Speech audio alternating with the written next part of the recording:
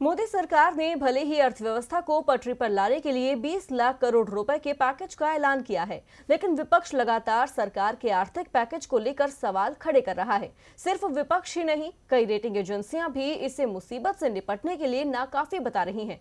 वहीं अब पूर्व आरबीआई गवर्नर रघुराम राजन ने भी सरकार के पैकेज पर सवाल खड़े किए हैं। साथ ही सरकार को विपक्ष से सलाह लेने की भी हिदायत दी है। भले ही केंद्र की नरेंद्र मोदी सरकार को लग रहा हो कि 20 लाख करोड़ के राहत पैकेज से अर्थव्यवस्था पटरी पर आ जाएगी, लेकिन पूर्व आरबीआई गवर्नर रघुराम राजन सरकार की सोच से कतई इत्तेफाक नहीं रखते।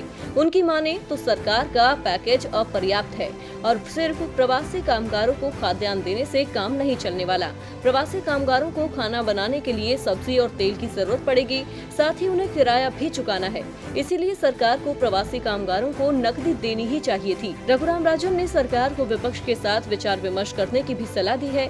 राजन की माने तो इस तरह की मुसीबत का सामना पीएमओ अकेले नहीं कर सकता।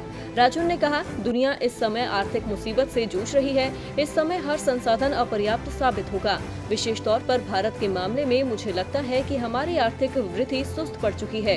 राजकोषीय घाटा बढ़ रहा है। अर्थव्यवस्था को फिर से पटरी पर लाने के लिए और बहुत कुछ करने की जरूरत है। हमें सभी प्रयास करने होंगे। पैकेज के कुछ अच्छे बिंदु हैं, लेकिन हमें अधिक करने की जरूरत है। ऐसा पहली बार नहीं है जब रघुराम राजन बदहाल होती अर्थव्यवस्था को लेकर मोदी सरकार को सुझाव दे रहे हों।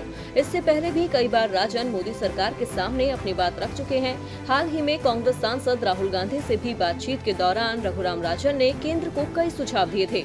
ऐसे में अब मोदी सरकार रघुराम राजन की बातों को कितनी गंभीरता से लेती है, ये तो आने वाला वक्त ही बताएगा। डीबी लाइव की रिपोर्ट।